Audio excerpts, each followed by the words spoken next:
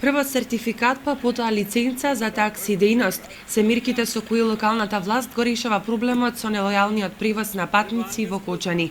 Лиценцираните таксисти веќе се пријавуваат за да полагаат испит и да го добијат неопходниот документ.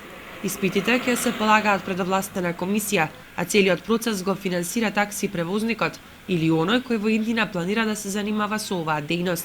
Без овој документ, таксистите повеќе не ќе можат да ја обавуваат оваа дејност. До сега во Кочани околу 30 се пријавиле за испитот. Од наша страна ќе направиме напори да се усогласиме со законот за автотакси превоз, па времето ќе каже колку ќе успееме во тоа.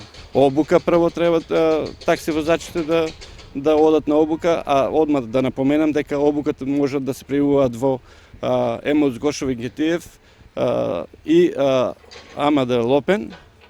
После извршувањето на поминувањето на обуката, значи автотакси возачите ќе може да се пријават за откако ќе добијат потврда дека се поминале обука, ќе можат да поднесат пријава за полагање и добивање на сертификат за автотакси возачи. Каров испраќа апел до таксистите.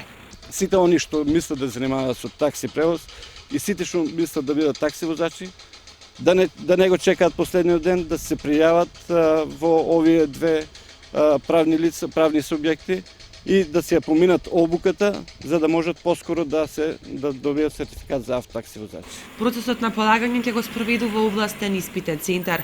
Во писмен и усмен дел такси возачите ќе одговараат на прашања поврзани со безбедноста во сообраќајот и превозот на патници.